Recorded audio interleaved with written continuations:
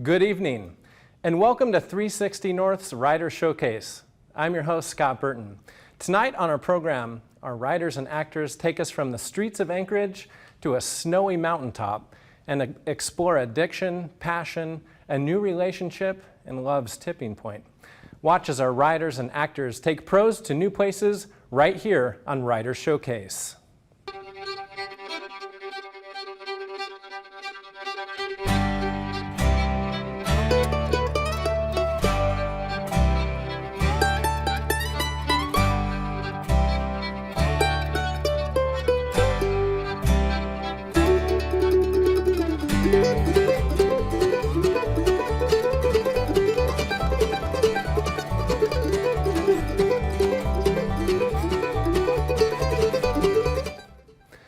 In this short story from his book, Highway 1 Antarctica, writer Justin Herrmann takes us to the seldom written about fringes of Anchorage.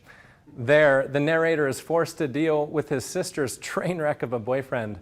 We see the resilient connection that can develop between siblings and all the unforeseen effects that that bond can render. Reading Justin Herrmann's Blessed, please welcome Bostin Christopher.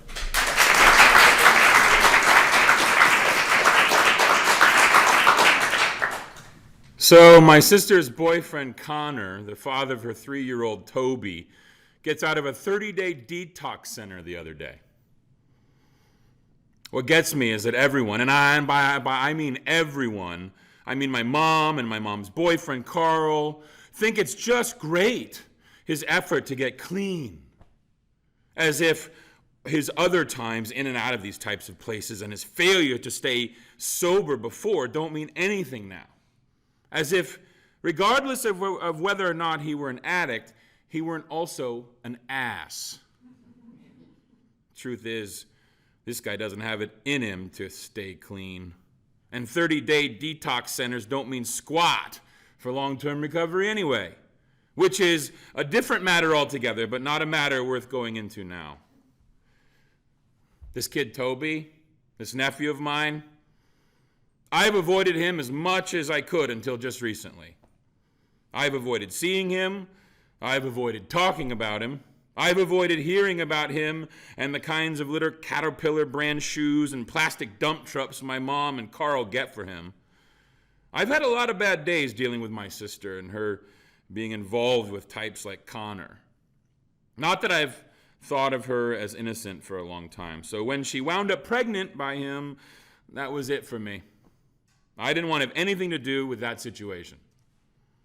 But then one day, a couple weeks ago, I was walking to work up Spenard, a day when it seemed like no one else was appreciating the sunshine, and I saw a sign on the number 36 bus. I don't know. It was probably for domestic violence awareness, or maybe it was an underwear ad. But it had this teenage girl on it, thick, black hair tangled like an arbor knot, and these horrified and avoiding eyes, like as if they were watching kittens falling from the sky and splattering on roofs and pavement all around her.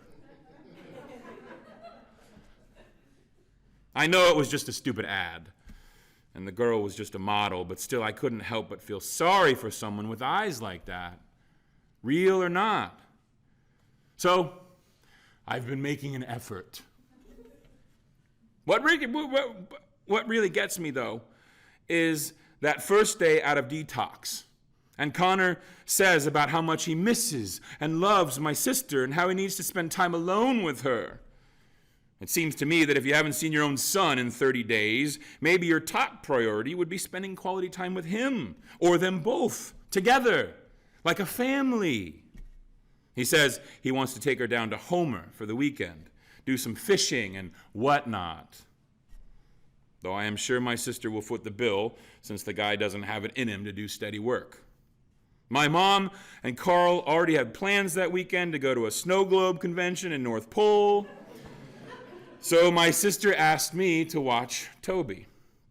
Part of me would have liked to say no because I don't want them getting to the point where they try taking advantage, dropping the kid off at my place randomly so they could do God knows what. But I also knew that kind of dirtball they'd end up sticking him with. But I also knew the kind of dirtball they'd end up sticking him with if I said no.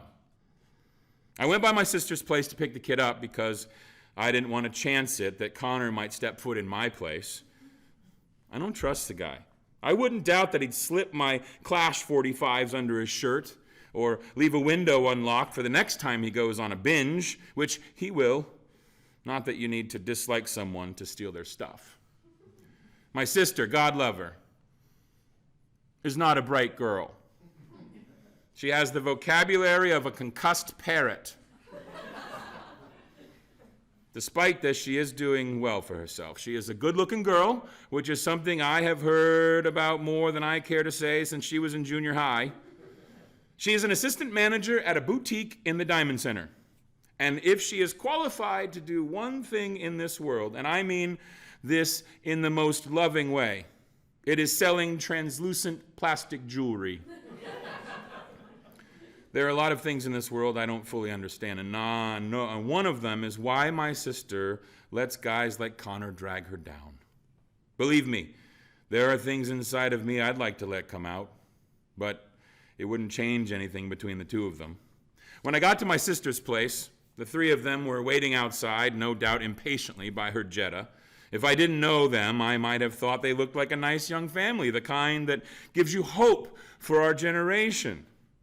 Connor, who was uncommonly clean-shaven and smelled like a broken bottle of Old Spice, reached out to shake my hand.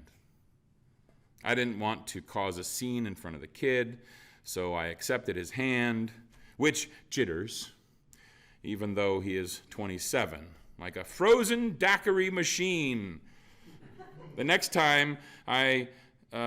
part I saw coming because this is the kind of thing he has said to me almost every time I have seen him in the last few years. 31 days sober, he said. Then he went into the other thing I am tired of hearing him say. Look, I know you don't think much of me. I don't blame you, but I am off everything right now. I want to do right by your sister and my son. This time is different. Please believe me. No one in the world with any sense would believe him. Again, God love my sister, and I would have liked to tell him so, but also, again, no reason to do so in front of Toby. Right on, is what I said. Connor lit a Marlboro and gave me a smile. He has this way about smiling as if there was some kind of joke we are in on together. It bothers me. I wanted to get the kid and go before Connor tried making any more small talk. He's the kind of guy who will give you his opinion on everything if he's got the chance. As if you give a squat about his opinion. As if being a junkie, a self-proclaimed recovering one, somehow gives him the right. And I'm done cheating on your sister, too, he told me. I don't deserve the chances she's given me. It's like I'm blessed. I really couldn't care less about that. Unless, of course, that is the reason she decides to leave him, which it won't be because it has been going on like that for years. Toby was playing with the shoelace of one of his dad's filthy airwalks. I would have liked to think this kid had sense enough to dislike this guy too, but I knew that wasn't the case. I've known Connor a long time, years before my sister got involved with him. And there's something about him other people find likable, at least at first. He's always been loved by women, and the couple of times I've seen him with Toby, the kid adores him. What more could anyone want in this world than to be loved? My sister removed the car seat from her car and started buckling it into the back seat of my New Yorker. Toby must have realized his parents were leaving him with me and started a screaming fit that made it sound as if he had swallowed a razor blade. My sister hugged the kid and made some kind of noises to him that made him think of tropical birds while Connor got into the driver's seat of her Jetta and started the engine.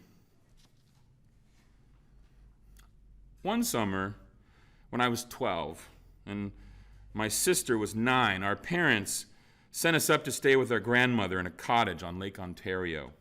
We'd swim and climb trees and sink cans with stones into the lake, and the whole summer, me and her. Late August, shortly before we went back to our parents, we walked through an orchard. stopping once in a while to pick up an apple and eat it, even though they weren't quite ripe. The sky darkened, and before long, rain was coming down in gallons. Even so, even with the chill of late summer upstate New York rain matting our filthy clothes and hair to our skin, we weren't in a hurry to be anywhere else. At one point, a dog started following us. I thought it might be a watchdog for the orchard, but it was too small and too fat. We walked, and our shoes squished in the soft orchard grass, and the dog followed us. After a while, I faced the dog and knelt down and held a hand towards it. "Do you have some place you have to be, dog?" I said. I didn't know what kind of dog it was, but it didn't look like any kind I'd want to have. I reached my hand further towards its face and noticed it had long nipples and a saggy belly. I looked back to tell my sister that it was pregnant, and right then it lunged and nipped a couple of my fingers. And then my sister moved in front of me and kicked it in the stomach. The dog yelped and ran behind one of the apple trees. I was 12 and bleeding and suddenly cold, so pregnant or not, felt no sympathy for the dog. But my sister, God love her, knelt in the grass and mud and wept like an infant. The rain let up, the sun broke through the clouds and brought that earthy after-rain smell, and my clothes felt heavier by the minute. "Come on, let's get back. Grandmother will worry," I finally said. But it was a long time before she would rub the mud off her palms and budge. My sister gave Toby a fat orange bracelet she was wearing and got him calmed down enough to buckle him in. She kissed him on the forehead, and Connor flicked his cigarette out the window and honked the horn. "All right," my sister said to me, "we'll give you a call Sunday night when we get back into town, or you can always call me on my cell if you need anything." And she gave me a smile. But it was the kind of smile women at these boutiques give. I saw Connor almost die once. We were at a party out at Donna Sikorsky's, who lived in a trailer with her older brother. At these kind of parties, Connor would sometimes pee in a half-empty whiskey bottle and see how many people he could get to drink from it. I never want to think about it too hard because I am sure I've had that guy's pee in my mouth. Friend or not, he's one of these guys I always felt on edge around, but he used to look out for me. And that's the kind of thing that goes a long way. A few of us were standing around the kitchen passing a joint we got from Donna's brother. Northern Lights or something good like that. And then Jamie Warner, a nice-looking freshman, a little heavy in the waist. A girl I didn't know very well and probably wouldn't remember her name except for what happened next. Came in through the front door, didn't say a word, and walked right up behind Connor, who was standing in front of me, and ran an open pocket knife across his throat. He put his hand to his throat real quick, like he had been hit by a mosquito, and turned around. "What the hell?" is the only thing he said. When he took away his hand from his throat and saw the blood, he sat down on the floor and touched his hand to his neck again. It seemed like everyone was frozen. Maybe no one knew what to do, but I don't think that was it. And I don't think it was that no one cared, though I couldn't have blamed anyone if that were the case. I just think the thing didn't seem real. Like everyone was trying to decide if it was a dream or not. Jamie had walked right back out the door. No one tried to stop her, and no one called the police. I was the one who finally took off my shirt and held it to his neck. And I was the one that drove him to the hospital, and remember thinking while helping him out of the car in front of the emergency room that there was no way a human body could hold as much blood as was soaked into my shirt or my seat. I don't know why that girl tried to kill him. There were rumors about a pregnancy and rumors about a rape and rumors about Connor kicking her dad's teeth out. The truth might be in there somewhere. Connor would later tell countless lies about how he got that scar on his neck. I don't trust a word that comes out of that guy's mouth. The lies about sobriety, the lies about my sister. But there's a part of me that can't blame him. There are things I've done that are hard to admit, even to myself. I pulled out of my sister's complex onto Muldoon. The kid was still sobbing. I didn't know where to take him, so I drove with no place in mind, hoping he'd stop. I wondered how long he could keep it up.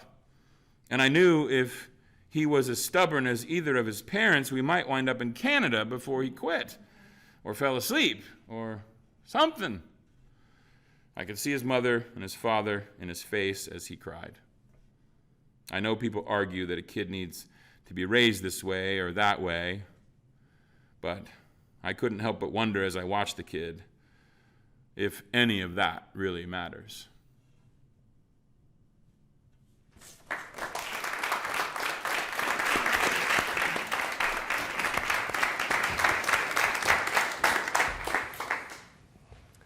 In this next piece, our setting is oceanside at sunset.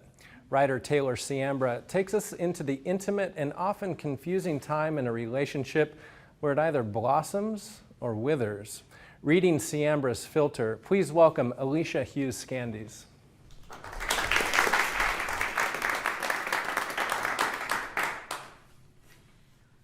It was 4:15 when you noticed the sun was setting. After 2 weeks of rain, the sun had become this beautiful, mythical thing that we wanted to believe in and hoped would come back. Here it was, emerging from the clouds, allowing us to see it in all its fiery glory. We stood with our faces pressed up against the rain-streaked windows, the two-paned glass barrier between us and the outside. We watched as the colors slowly morphed on the thick swath of clouds, each moment feeling so precisely different from the next. With the dying light glowing behind our eyes, I became aware of the changes in me and tried to sense the changes in you. I asked you how it was that we could stare so directly at the sun and have it not hurt our eyes when it was setting, but during the day we had to squint at best and at worst resort to sunglasses. You said you didn't know and you would think about it before grabbing 2 pens, one blue, one black, and one blank piece of paper. As you began to draw, I was sure you were not thinking about my question in the same way that I was sure I thought of you more than you thought of me. Self-consciously, my eyes returned to the world outside the window. I began to think about the rising moon hiding somewhere nearby, the balance that we were held in, how I wanted to absorb the mystery that those far-away planets held out for me. A seagull skimmed the sparkling water, much like Icarus was imagined to before succumbing to a fate determined by his passion. I considered how he could chase feathers with the same veracity that I was collecting the moments of our time together. Admittedly, I understood how Icarus's burning hot wax could cool into surety, that the mission and the mind were true. I had come to believe the same with you. Despite melting wax and blinding light, our quest has always been to become engulfed in this aliveness. The sun sunk its tired light further out into the ocean, and I closed my eyes to this revelation. Is that why you don't look in my eyes anymore? Can you see my aliveness shining through? That's why I look at you through half-moon eyes and 2 wide smiles out of the corners of my eyes, or with sunglasses to protect me. I have seen the sun in you, and it's altogether more beautiful and complex than I could have imagined. The after images are burned into my sight. It hurts to know the depth of you and not know what it means or what to do.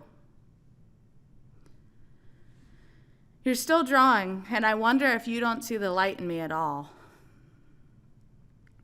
I think about today and all the things I learned today, or was reminded of today. I find that there are less things that I don't know and more that I don't remember. That is to say, each day I know something truly for myself instead of from a mother's advice or from a friend's anecdote. Today, I know why people watch sunsets, and maybe why they are romantic. Here I am at the end of today, and at the beginning of tomorrow, and there's too much between the outside and us. Endless gray days had us huddled inside together, holding each other in unnatural poses. Discomfort ruled revelation, and longing invited vulnerability. Everything between the outside and us was difficult. We required tissue boxes and rain pants, umbrellas and deep breaths. Winds whispered questions, and raindrops offered answers between our laughter and our tears. Our light cast out the shadows of winter and allowed us to behold one another. In this radiance, we began to enjoy the moody and playful rhythm of the rain as it turned to snow and hail. We listened to their songs over and over again and wrote down the lyrics.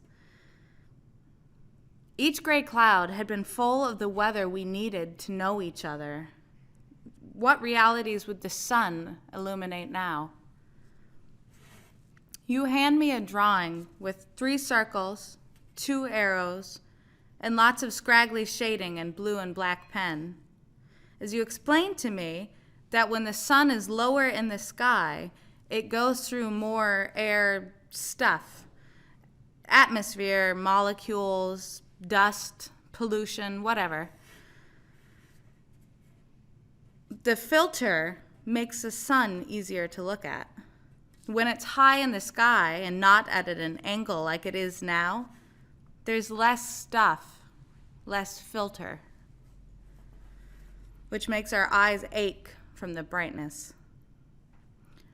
I'm about to ask you what it is between us and all this air stuff that makes it hurt for me to look at you when I notice you're not looking at me. Are you wondering too? I'm too afraid to ask. I want to look in your eyes and be blinded by your you-ness and my reflected me-ness. But what if there's nothing there at all? Not even the silent reflection of the moon slowly rising outside the window.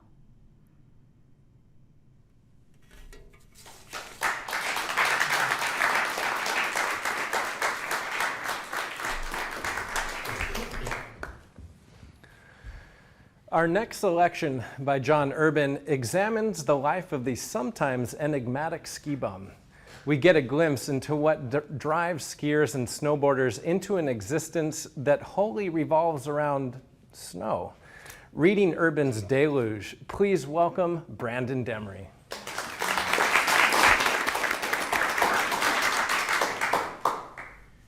May 2nd, 2009. My car bumper hits the snowbank with a satisfying crunch. Satisfying because it's May. I'm at sea level, and this parking lot still has snowbanks. It snowed a record 196 inches this year down in Juneau. Up at the ski area, there's still 220 inches of base. The snowbank's crunch is even more satisfying because I waited 13 years for a winter like the one we just had. Once upon a time, one February in the last century, my bartender dream girl invited me to visit her little town. She raved about the snowboarding at Eagle Crest, and like everything else she said, I wanted to believe it. So I flew up from Seattle and found that miraculously it was true. The ski area had steeps, well-spaced trees, deep powder, and sun on 7 of the days that I visited here. At night, I'd eat kitchen surplus, drink Alaskan tap beer in the dim light, and watch Bartender Dream Girl, aka BDG, close down her bar.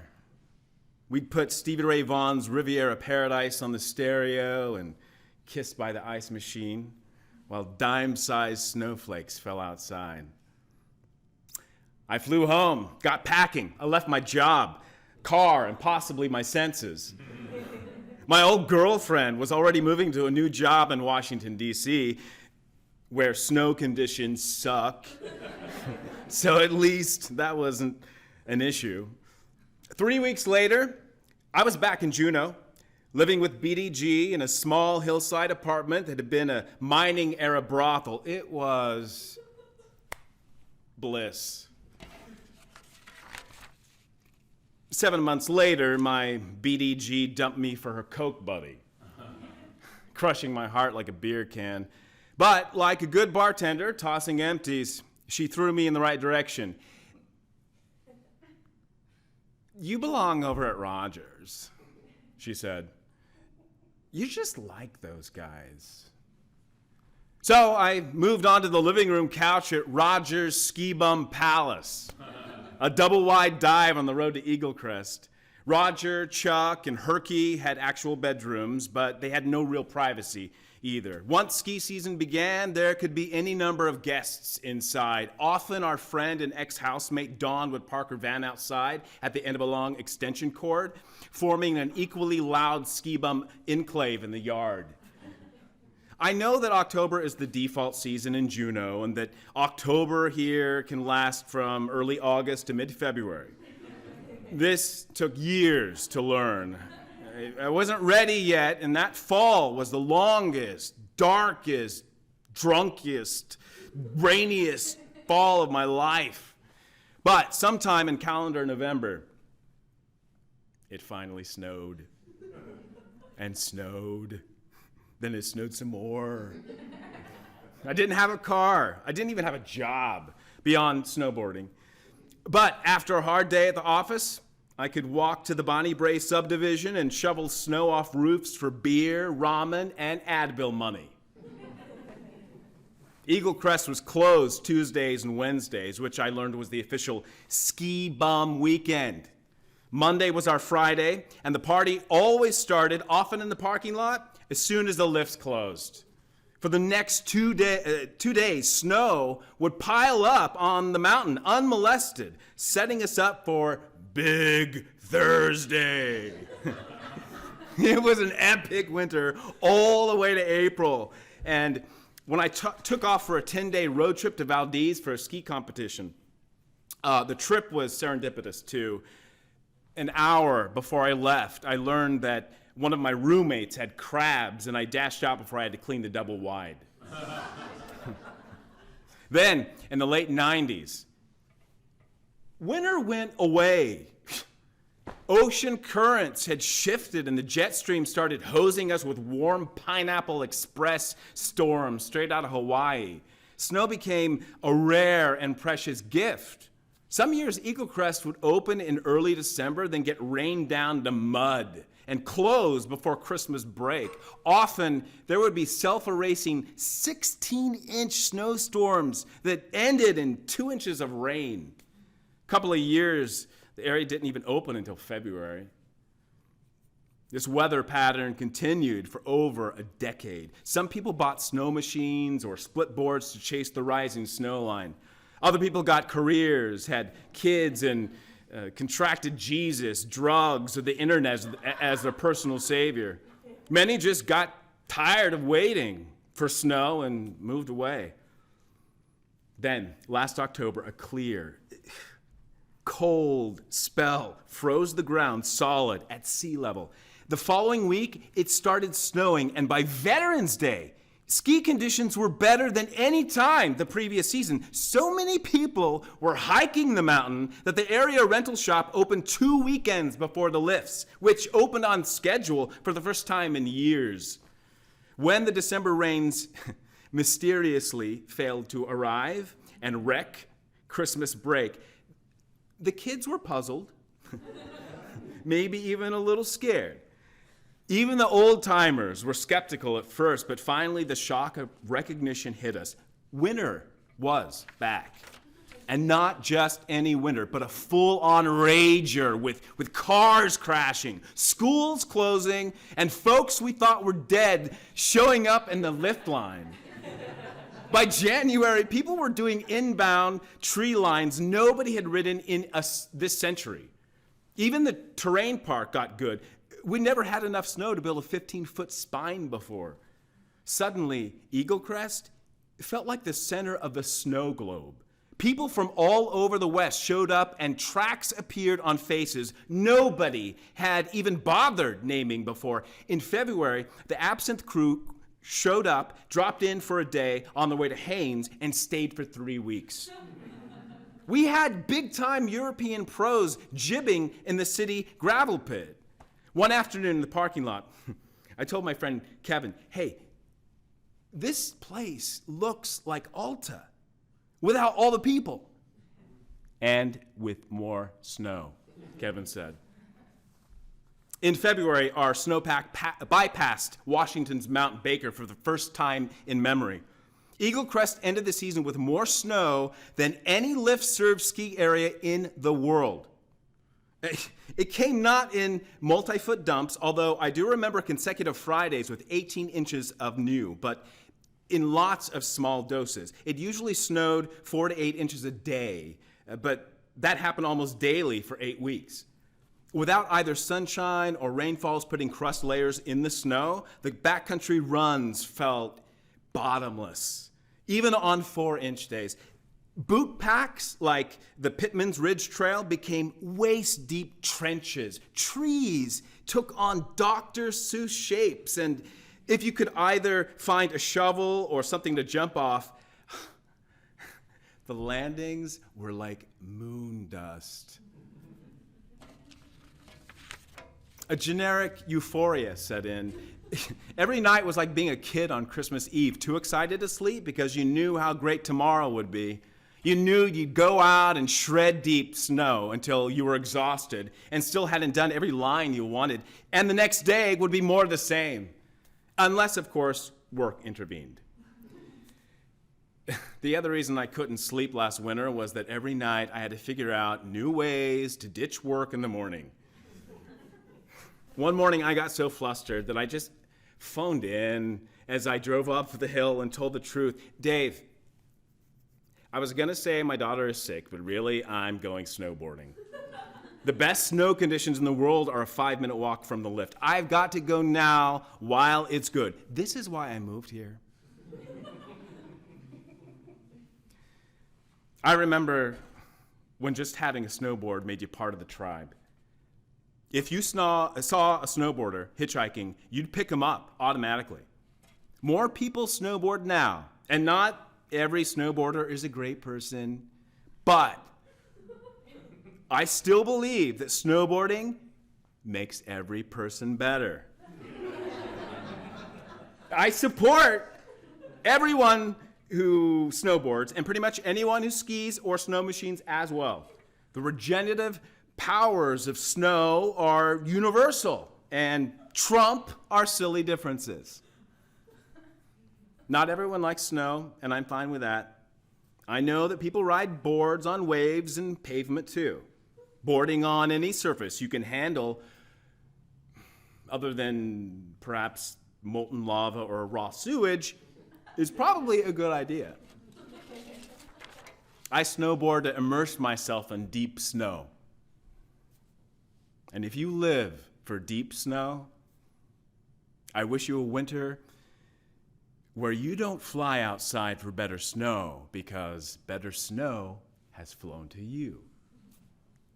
I wish you a winter where the schools close, where people make a living plowing, And the ski patrol runs out of bombs.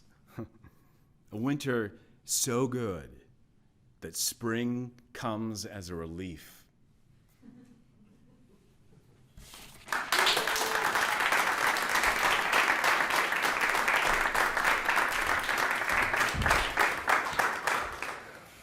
It's a familiar scene to many of us.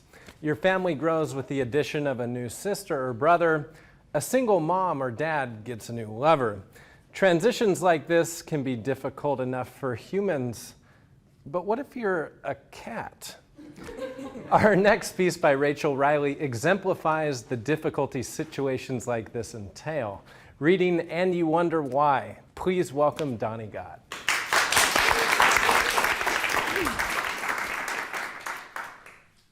Whiskey exited through his own little door and stretched his long, lean, orange, tabby body on the porch. He savored the feeling as every millimeter of muscle in his body reached exhaustion. He yawned as he stretched, inhaling the fresh, early morning air. The combination of all these lovely sensations at once was delicious. He reveled in the moment.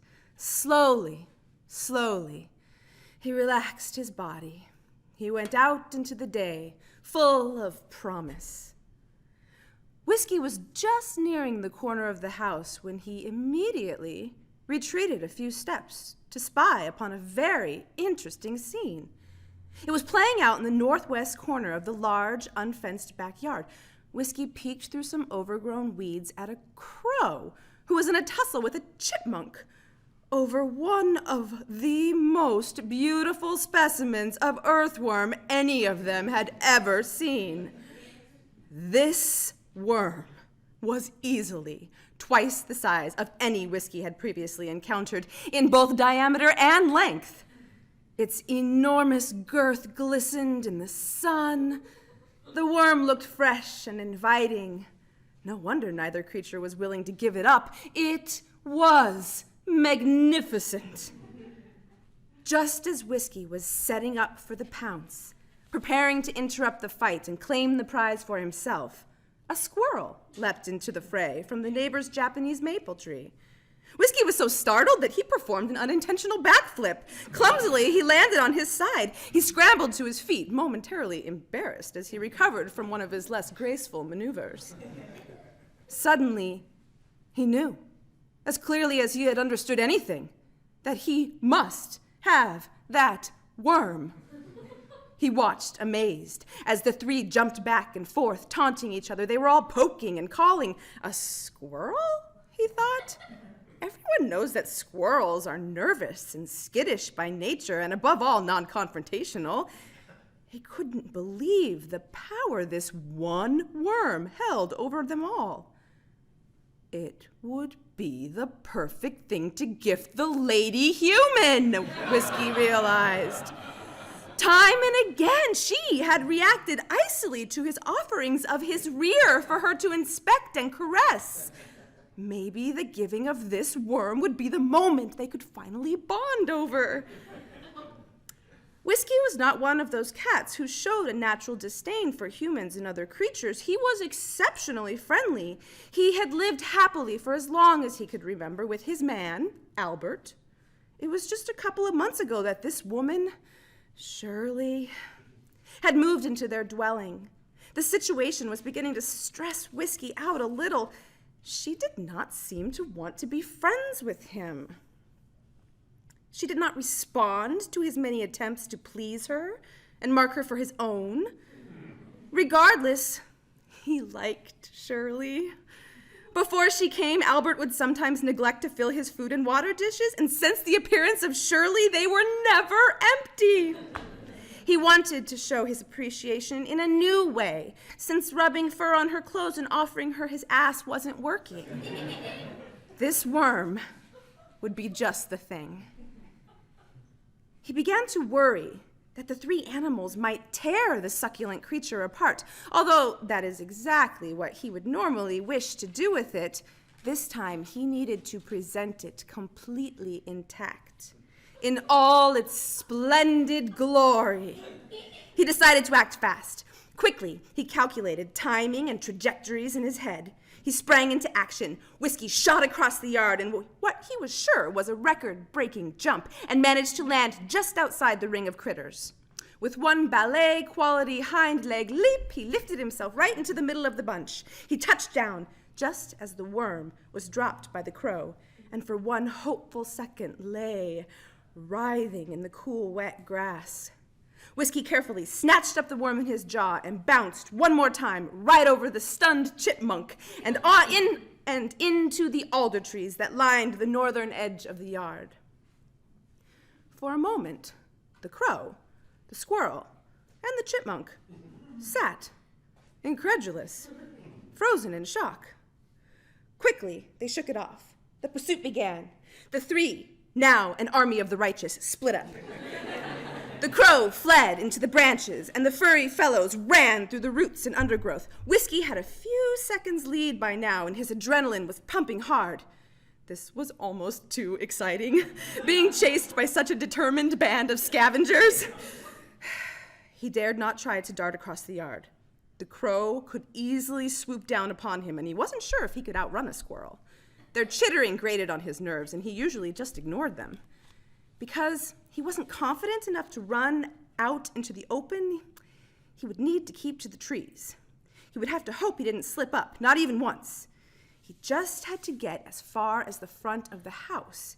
He doubted that the three would follow him up to the sidewalk, where he had the distinct and valuable advantage of not fearing humans. He was nearing the northeast corner of the yard now. He jumped from the alder, hoping to take a millisecond's refuge under a salmonberry bush. But just as he was in midair, the crow seized this moment and made a dash for Whiskey. Meanwhile, the chipmunk and the squirrel darted out from under the trees and arrived directly beneath him. The brazen squirrel actually tried to jump up and claw at his belly, nearly reaching him. Whiskey could not believe the persistence of what he now saw as a determined band of thugs. The crow took a peck at his ear, scoring a few short strands of fur as he retreated to a nearby branch. Whiskey made it under the bush, stopping only for a half a breath to begin the most treacherous portion of his race, the exposed eastern side of the yard. For the first time ever, he cursed Albert. Although he had never before considered it, he was suddenly angry that Albert had never taken an interest in the yard. Would it have killed him to plant some rose bushes or some other shrubberies along this side of the house? It was impossible for Whiskey to understand that Albert was just a renter. Whiskey jumped onto one of the tree stumps because there was just nowhere else to go, and he could swear he saw that damn crow smile out of the corner of his eye. The bird thought he had him and dove on top of Whiskey. Whiskey tucked his head far under his torso to protect his trophy. As the crow attempted to land on Whiskey's spine, it managed to clutch the back of his neck with his little talons. The crow was practically riding him. Whiskey jumped onto the ground and perfected a Hollywood stunt roll, squashing the crow beneath him in the process. The crow was either in shock or had sustained an injury because he gave up the chase. Unfortunately, this momentary stumble was all the other two needed to catch up. They were literally nipping at his rear as he ran on. When the chipmunk got a good chunk of his tail in his teeth, it caused Whiskey to flick it violently in response to the pain. The chipmunk went flying through the air until he was confronted by a large cottonwood. With the crow limping away and the chipmunk lying unconscious at the bottom of a tree, there was only Whiskey and this freakish squirrel. By now, Whiskey was nearly regretting the fact that he had not decided to nap on the porch for the first hour of his day, as was his usual custom. But he was determined not to lose this epic battle. He was just a few feet from the short ascent up to the parked cars. And with all of the kids playing in the street and the other people about, the squirrel would surely turn back. He bolted up the hill and under a large SUV where he turned, expecting to see the squirrel running away. To his amazement, the damn thing was right there, staring him in the face. The squirrel lunged for the worm, but Whiskey was too quick for him. He dashed under the other car and up to the porch, and finally Whiskey made it through the door that Shirley so thoughtfully had installed for him just 2 weeks before, and only then did he drop the worm and take a moment to breathe and compose himself. After a short pause, he felt compelled to look out of the front window. He jumped onto the back of the couch, and there, although he could not quite believe it, was the squirrel, just staring at him, vengeance in his eyes. Ha! He thought, you lost, buddy. He could hear the humans above, and he knew that they would be down any moment for coffee. He brought his treasure into the kitchen and laid it on the floor next to Shirley's seat, facing the window overlooking the backyard. He decided that he would simply watch and enjoy her reaction from the water dish. He was a little embarrassed by the extravagance of his gift. He could scarcely comprehend all that he had been through to win it. He heard them on the stairs and excitedly danced over to his dish in anticipation. He watched as Shirley poured herself a cup of coffee and went to sit down. She approached her chair and winced as she nearly squashed the miraculously unscathed earthworm under her bare foot. She quickly withdrew her step as soon as the sole of her foot felt the cool, wet creature. She looked down at her present and gasped and ran to grab a paper towel. Shirley quickly and carelessly snatched up the worm in the napkin, opened the window, shook it out onto the ground, dispensing the towel into the garbage. Incredulous, Whiskey jumped up onto the table and peered out the window. He looked just in time to see the squirrel bite the worm in two and run off with half of it, leaving the other half wriggling in the grass. Whiskey briefly marveled at what the squirrel's action could mean. Had he witnessed the entire heartbreaking event and taken pity on the cat? Was he merely taunting Whiskey, trying to show that he never really cared about the prize in the first place? Perhaps he was trying to teach them all some existential lesson about taking life too seriously. Or, more likely, he was simply mad or even rabid. Whiskey was too overcome with exhaustion, grief, and confusion for proper philosophical digestion. He didn't even want to think about Shirley right now. He wanted to banish all three of them from his thoughts for at least the rest of the morning and most of the afternoon. He turned toward the woman and gave her his coldest stare, usually reserved for the slobbering bulldog down the street. He put his tail in the air and haughtily headed off for a long, long nap. I swear, Shirley said to Albert, who had just entered the kitchen, that cat will never like me.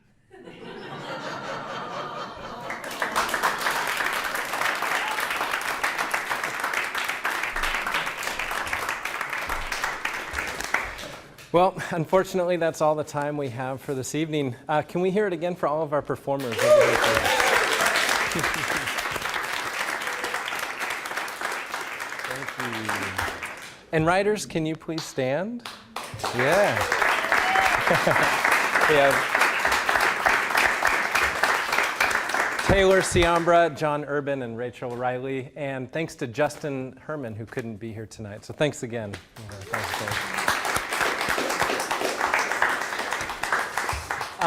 And of course, thank you, studio audience. And thank you for watching Arts at 360's Writer Showcase.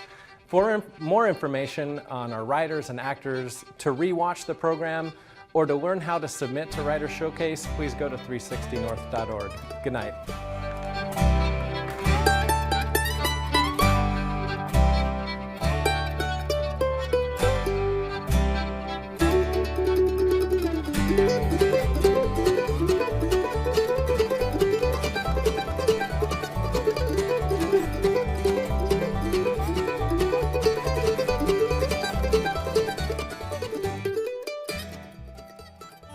Funding for all Arts at 360 programs comes from Alaska Airlines, Fjord Flying Service, and the McDowell Group.